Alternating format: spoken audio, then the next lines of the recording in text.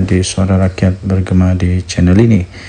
Berita terbaru daripada malaysiagazette.com. Sanusi membosankan, asyik cari salah kerajaan, kata UMNO Kedah, 16 Mei 2024. Berita penuh. Kuala Lumpur.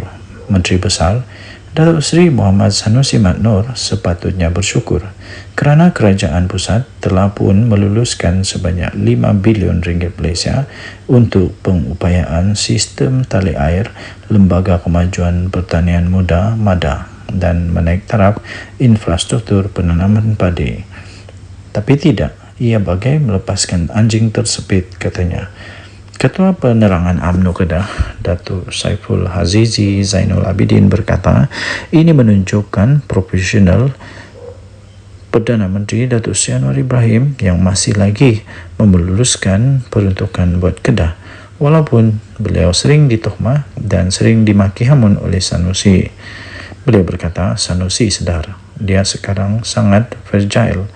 Isu pelaburan KXP 2.5 bilion masih tak dapat.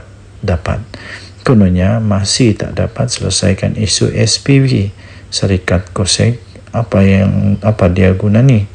Lambat betul. Belum lagi pelabur-pelabur lain lari. Tambahnya lagi, dan atas sebab itulah Sanusi bankrupt idea. Akhirnya gunalah konsep 5R pada tempat yang salah. Kitar semula isu-isu lama untuk terus relevan dan lebih penting untuk buat orang lupa isu sebenar, katanya dalam satu kenyataan di sini. Saiful Hazizi menyifatkan Muhammad Sanusi sebagai seorang yang membosankan kerana tidak habis-habis membangkitkan apa saja isu yang menyalahkan kerajaan pusat. Beliau berkata, tidak salah kalau hendak buat proses semak dan imbang, tapi yang dia buat proses sembang. Baru-baru ini, dia kembali semula dengan isu lapuk, kata kerajaan negeri rugi ratusan juta kerana terpaksa menyimpan tanah-tanah tanaman padi yang sepatutnya boleh dikomersialkan. Inilah namanya pemikiran hendak mudah saja, katanya. Tambah beliau lagi, dia sebenarnya boleh saja untuk mengkomersialkan lagi padi tersebut. Tetapi apa yang terjadi? Hendak tukar ke tanah komersial. Ada dia fikir apa nasib petani-petani dan pesawah-pesawah? Tidak, katanya. Tambahnya lagi, rakyat tidak lupa, rakyat Kedah masih menanti dengan segala janji-janji manis Sanusi yang kini semakin mendap menjadi pahit hempedu. Segala mimpi bulan dan bintang Sanusi ditawarkan, kini jadi mimpi ngeri sahaja, tambahnya. Akhirnya, sementara Sanusi gagal menjual mimpi, Sanusi muncul dengan strategi baru dengan tagih simpati. Konon kerajaan negeri ditindas dan dipaksa miskin. Kesian, katanya daripada Malaysia Gazette. Denyut nadi Suara Rakyat bergema di channel ini. Jangan lupa tekan butang subscribe, like dan share. Bye-bye. Salam sejahtera Malaysia. Denyut nadi Suara Rakyat bergema di channel ini. Nampaknya semakin menjadi-jadi di Malaysia sekarang ini, ya. Semakin menjadi-jadi di Malaysia, semakin berani seperti apa nak cakap apa ni. Aduh. Tapi saya harap pihak polis Diraja Malaysia betul-betul ambil tindakan yang paling tegas kepada semua yang terlibat pada inilah apa-apa yang berlaku sekarang ini. Okey. So yang pertama sekali, baru saja diterima sebentar tadi satu lagi insiden yang mengejutkan seluruh Malaysia. Dan pada hemat saya ini sepatutnya tidak berlaku. Okey, apa yang sudah berlaku, ya tuan-tuan dan puan-puan yang dihormati sekalian. Yang sudah berlaku ialah di mana ada cubaan menceroboh, cubaan masuk Istana Negara dengan bawa parang dalam kereta. Waduh. 2 ditahan cuba masuk Istana Negara membawa parang dalam kereta. Apa bendanya ni? Kenapa manusia-manusia begini semakin teruk sekarang ni? Apa yang dorang cuba buktikan? Malaysia bukan tempat orang-orang macam begini.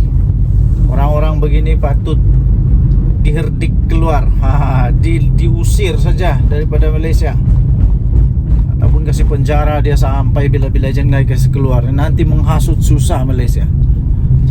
Disahkan 2, ditahan, cuba untuk masuk istana negara bawa parang dalam kereta. Harap-harap ini tidak lagi. Ini tidaklah melibatkan, harap-harap tidak melibatkan mana-mana parti politik. Harap-harap tidak melibatkan mana-mana orang kenamaan kah, orang politik kah. Harap-harap tidak berlaku begitulah. Dan saya fikir tidak adalah. Kita doakan semoga tidak ada. Okey, jadi kalau memang betul ada niat jahat daripada orang ini amat bahaya. Sampai istana negara pun berani masuk, ini bahaya betul ini. Polis semalam telah menahan 2 lelaki yang cuba memasuki istana negara dengan sebilah parang di dalam kereta mereka. Menurut Ketua Polis Kuala Lumpur, Rusdi Muhammad Isa, kejadian itu berlaku kira-kira jam 4.40 petang ketika suspek yang tiba di pintu 3 istana negara dengan menaiki perodua kembara. Katanya mereka memberitahu anggota polis yang bertugas mahu berjumpa yang di Pertuan Agong.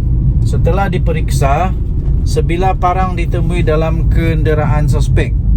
Susulan daripada pemeriksaan, pihak polis telah menahan lelaki warga negara tempatan yang berumur di antara 29 tahun dan 37 tahun itu. Aduh, masih muda begini pun dah cari masalah. Hasil ujian saringan awal air kencing didapati suspek adalah negatif dadah. Kes disiasat di bawah Seksyen 447 511 Kanun Kesiksaan dan Seksyen 6/1 Akta Bahan Kakisan Letupan dan Senjata Bahaya 1958. Nah, padan muka kau. Kesemua suspek ditahan reman selama berapa hari, mulai 18 hingga 21 Mei bagi tujuan siasatan lanjut. Saya setuju. Tahanlah orang-orang begini. Kasih penjara kalau perlu. Kasih penjara kalau perlu. Dan kalau dia ada ura-ura mau buat huru-hara untuk Malaysia, huru-hara untuk negara, janganlah kasih keluar daripada penjara. Biar dia padan muka di sana, rebut dalam penjara. Geram betul lah orang-orang begini ni. Aduh, ingat ini negara kita negara apa? Negara kita negara berdaulat, ada undang-undang. Janganlah. Lepas itu negara kita harmoni, terkenal di seluruh negara dunia bahawa negara kita ni harmoni. Jangan rosakkan. Jadi polis menggesa orang ramai untuk tidak membuat spekulasi atau menyebarkan berita tidak pasti mengenai kejadian itu. Ini bukan kali pertama kejadian percubaan untuk menceroboh istana berlaku. Jadi tuan-tuan dan puan-puan yang dihormati sekalian, tahniah diucapkan kepada polis yang berjaya menyekat daripada berlakunya sebarang yang tidak baik. Kita berharap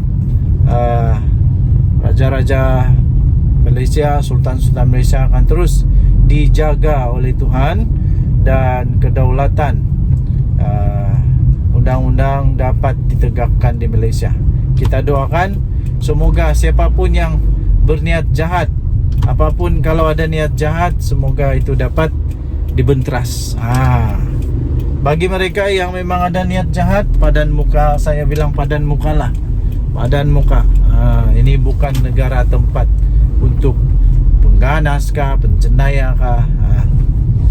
Daulat tuanku, semoga Tuhan menjaga yang di Pertuan Agong serta semua raja-raja, sultan-sultan negara Malaysia.